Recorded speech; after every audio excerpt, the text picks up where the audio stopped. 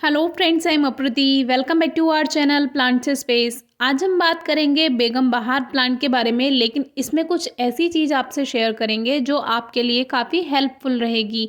ये प्लांट हम कुछ दिन पहले नर्सरी से लेकर आए हैं और इसके बारे में वीडियो भी हमने शेयर की थी। डिस्क्रिप्शन बॉक्स में आप वीडियो चेक कर सकते हैं।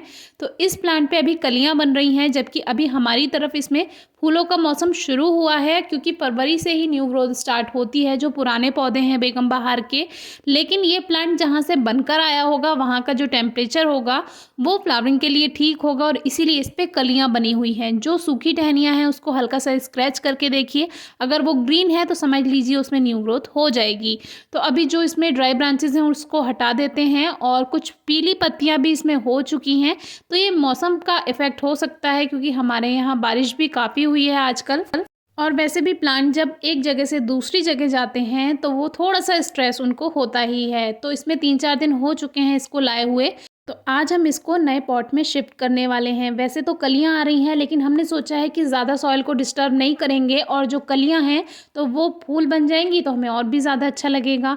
तो अभी ये लगभग 5 इंच के गमले में लगा हुआ आया है, लेकिन ऊपर से इसकी मिट्टी हमें लाल मिट्टी दिख रही है, जो कि एक परेशानी का कारण है। तो फिलहाल 1 साल के लिए हम इसको इस पॉट में लगाने वाले हैं, जो लगभग 8 इंच का ये गमला है। और इसमें ड्रेनेज होल अच्छा है। इस पर एक पत्थर रखकर इसके ड्रेनेज सिस्टम को अच्छा बनाएंगे, क्योंकि ड्रेनेज होल का और ड्रेनेज सिस्टम का ध्यान रखना ज़रूरी है। तभी आपका प्लांट आगे अच्छी ग्रोथ कर पाएगा और उसमें ओवर मॉइस्चर नहीं होगा। मिट्टी की बात करें तो मिट्टी हमने यहाँ 60% सॉइल और 40% कावडंग यानी गोबर की खाद लिया है। स्पेशल सॉइल बनाने की तब ज़रूरत होती है जब आपके पास अच्छी मिट्टी ना हो।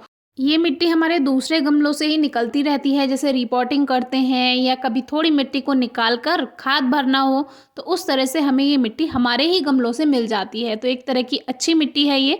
और अगर मिट्टी अच्छी नहीं है उसमें थोड़ा रेत मिला दीजिए। अगर ज़्यादा ही कठोर मिट्टी है और ज़्यादा ही बालू मिट्टी है तो उसमें थोड़ी सी हार्ड सॉइल मिला दीजिए। आपके पास चिकनी मिट्टी हो वो आप मिला सकते हैं।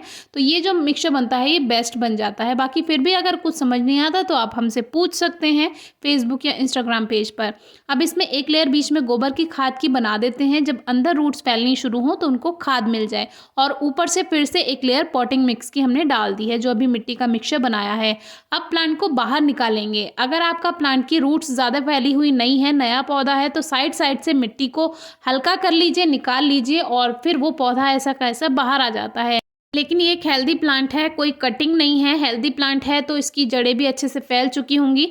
तो हल्का सा इस तरह से खटखटाने के बाद ये जो प्लांट है ऐसा का ऐसा बाहर आ जाएगा, क्योंकि ऊपर से ही पता चल गया था इसकी रूट्स अच्छी होंगी। तो ये देखिए ऐसे कैसे ही बाहर आ गया। लेकिन वही जिसका हमें डर था, डर तो नहीं था, लेकिन एक इसमें प्रॉब्लम आती है कि ये पौधे लाल मिट्टी में लगे हुए आते हैं। तो लाल मिट्टी में लगे हुए पौधे हमारी तरफ नहीं चलते हैं, क्योंकि हमारी तरफ लाल मिट्टी नहीं पाई जाती है। और कई बार हमने बताया है आपको, उधर बेंगलोर साइड में या मुंबई साइड में जो प्लांट्स होते हैं वो लाल मिट्टी में बहुत अच्छी ग्रोथ करते हैं, तो वहाँ तो चल जाती है। लेकिन हमारी तरफ के अगर कोई प्लांट लाल मिट्टी में लगे हैं तो वो चलते तो जाएंगे, थोड़ा स्ट्रेस में रहेंगे, लेकिन उसमें अच्छी ग्रोथ नहीं होगी, और एक टाइम पे आते आते धीरे धीरे वो ख़त्म होते चले जाएंगे। तो हम हर पौधे की लाल मिट्टी को हटाकर ही उसको अपने गमले में शिफ्ट करते हैं। लेकिन हमारी एक कोशिश रहती है कि लाल मिट्टी वाले पौधे हम रेनी सीजन में यानी बरसात के मौसम में जुलाई अगस्त के समय ही खरीदें, तो तभी हम उनकी लाल मिट्टी हटाने में सफल रहते हैं, क्योंकि उसमें जो है मौसम में ह्यूमिडिटी रहती है, मॉइस्चर बना रहता है। तो प्लांट अगर शॉक में भी जाता है तो वो कुछ ही दिन में ठीक हो जाता है, न्यू ग्रोथ स्टार्ट हो जाती है। पत्तियां झड़ भी जाएं तो भी कोई परेशानी नहीं आती, क्योंकि कई बार हमसे आप आलामांडा वगैरह पे भी हम आपसे वीडियो शेयर कर चुके हैं। हम डिस्क्रिप्शन बॉक्स में चेक कर सकते हैं कैसे लाल मिट्टी को हटाया था हमने। और ये लाल मिट्टी इतनी बेकार होती है कि गर्मियों में ये बहुत ज़्यादा परेशान करेगी, क्योंकि एकदम सूख जाती है, और अगर ज़्यादा पानी दे दिया जाए तो ये सौगी हो जाती है, जैसे कि अभी आपने देखा कितनी ये चिपक रही है मिट्टी। तो ये मिट्टी हमारे यहाँ के लिए नहीं है। हम उत्तर प्रदेश में रहते हैं तो हमारी साइड ये नहीं चलती है, और इतनी ज़्यादा चिपकती है ये मिट्टी। और जब ये सूख जाती है तो इतनी ज़्यादा कठोर हो जाती है, पौधा मुरझा जाता है। अभी हम ये नर्सरी से लेकर आए हैं, लेकिन ये पौधा जब हमने ला करके रखा और 1-2 दिन ये रखा रहा तो ये अपने आप मुरझाने लगा, जबकि मिट्टी में हल्की नमी थी। लेकिन वही हमने ऊपर से थोड़ा पानी दिया और ये फिर से ठीक हो गया। तो इस लाल मिट्टी में हमारी तरफ यही समस्या आती है, जो कि हमने म्यूसांडा प्लांट के बारे में भी आपसे शेयर की थी। डिस्क्रिप्शन बॉक्स में आपको वीडियो मिल जाएगी, ज़रूर चेक कीजिएगा कि कैसे पौधा मुरझाया और क्या किया हमने। वो वीडियो आपके लिए काफ़ी हेल्पफुल रहेगी तो वो भी ज़रूर चेक कीजिएगा। तो फिर इस बात को पापा से भी डिस्कस किया, उन्होंने भी यही कहा और मेरे मन में भी यही विचार आया कि अभी इसको ऐसा का ऐसा लगा देते हैं, क्योंकि अभी प्लांट पे कलियां बन रही हैं, तो हम नहीं चाहते कि इसकी मिट्टी हटाएं और ये स्ट्रेस में जाए, क्योंकि थोड़ी बहुत फ्लावरिंग तो ये सीज़न में दे ही देगा। रेनी सीज़न में जा कर के हम इसकी मिट्टी चेंज करेंगे। अभी इसको ऐसे ही रख देते हैं। साइड में थोड़ा सा गोबर की खाद और डाल दिया है और ऊपर से पॉटिंग मिक्स भर दिया है। अब इसका ध्यान हमें ये रखना होगा कि एक तो इसको बारिश में नहीं रखना पड़ेगा, क्योंकि बारिश में अगर रखा और ओवर मॉइस्चर हो गया तो ये प्लांट बेकार होने के चांसेस ज़्यादा हो जाएंगे। तो इसको हम थोड़ा शेड में रखेंगे, लेकिन धूप अच्छी मिलनी चाहिए तो प्लांट अच्छी ग्रोथ भी करेगा और अच्छी फ्लावरिंग भी देगा। तो फिलहाल इसको रेनी सीजन तक हमें इसको ऐसे ही चलाना होगा। पानी का बहुत ध्यान देना होगा, क्योंकि लाल मिट्टी जितनी जल्दी इसमें मॉइस्चर बनता है, यानी ओवर मॉइस्चर जितनी जल्दी होता है उतनी ही जल्दी ये ड्राई भी होती है। तो पानी पर सबसे ज़्यादा ध्यान रखना होगा। धूप तो इसको मिल जाएगी जब हम शेड में रखेंगे। तो एक तरफ हमारे यहाँ ऐसा हिस्सा है कि ऊपर से तो ढका रहता है तो बारिश नहीं आएगी, लेकिन साइड से उसको धूप पूरी मिलेगी। और बेगम बहार के पौधे को कम से कम 3-4 घंटे की सीधी धूप ज़रूर चाहिए, अच्छी ग्रोथ के लिए, अच्छी फ्लावरिंग के लिए।